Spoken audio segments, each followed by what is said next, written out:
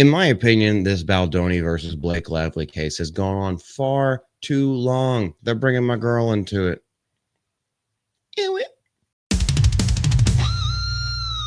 And of course, what I'm talking about, I don't know if anybody has seen it or if anybody is still paying attention to it, but they keep dadgum reporting on it because it's a bunch of A-list actors and stars getting drug into this basically a defamation case. They saw how well Johnny Depp versus what is her name, Amber Heard's case.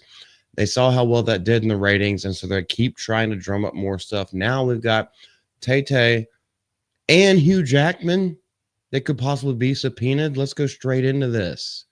Hit that subscribe button. So if you don't know anything about this Baldoni versus Lively case, it's basically she felt like she was SA'd or he was making untoward advances while they were filming one of their new films together, where he is the director and the co-star alongside her.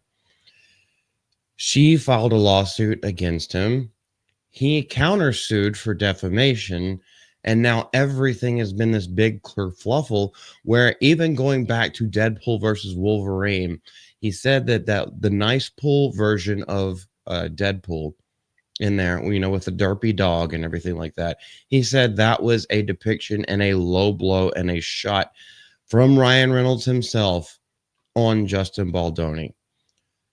Case hasn't gone to trial yet, so we don't know, but as more things come out, it just keeps getting hairier and hairier, stinkier and stinkier, with whole tons of dick cheese just hanging off and dripping.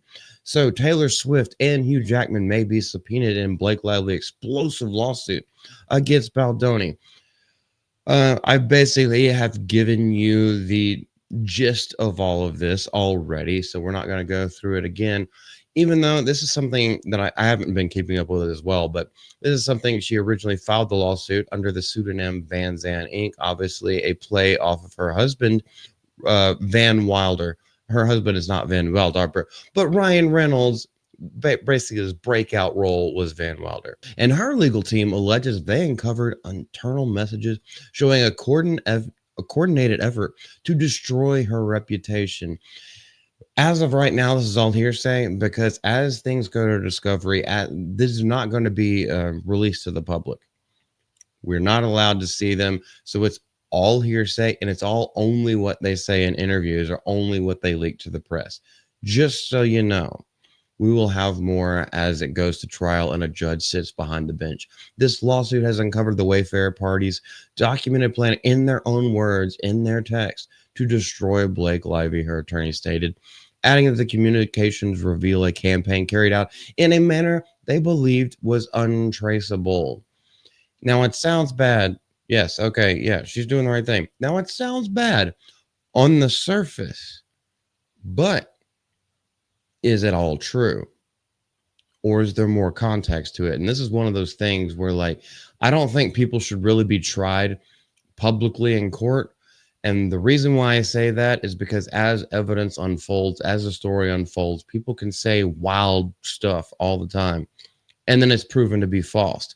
But they've already won in the court of public opinion. So in order to have true justice in this kind of stuff, I don't really agree with this kind of stuff being reported on all the time. That being said, I'm doing it as well because they brought my girl Tay Tay into this. So, all bets are off. Look at that beautiful woman. Do not agree with her, but I do agree with the way she looks.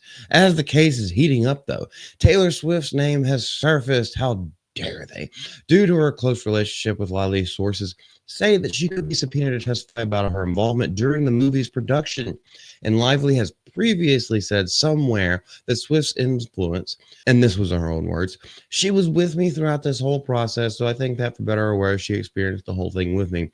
Basically, what I'm reading from this is that girls were shit talking because they both have their men. They both, have their own things. Oh, this guy thinks he's hot shit. This guy thinks he's Rico Suave. And so they shit talk to each other. This is what women do. This is also what men do, but in a more perverse and dirty way.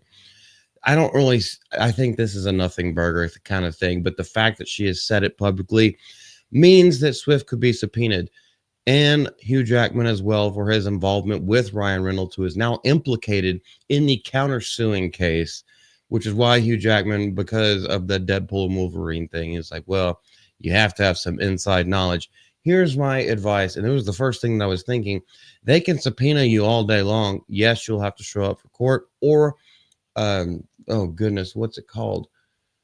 You can give your testimony in front of a court clerk and a couple of other people, but I almost want to call it dictation. Anyway, I'm trying not to lose my flow.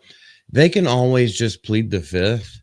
And that when you plead the fifth, that doesn't mean that you're incriminating yourself or you're trying not to incriminate yourself. It basically means I got nothing to say. Hands up, don't shoot. Leave me the fuck out of this. Now, whether or not this actually goes through and like comes to fruition is something that nobody knows yet, but the names have been floated out there. People be name dropping, you know what I mean?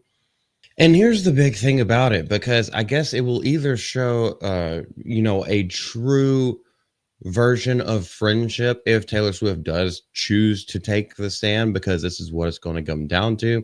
Whether they choose to take the stand and be like, I don't know, or they have some dirt and some evidence, they will have to provide their own evidence, unless they're only character witnesses or hearsay, which doesn't really hold up that well in the court of law.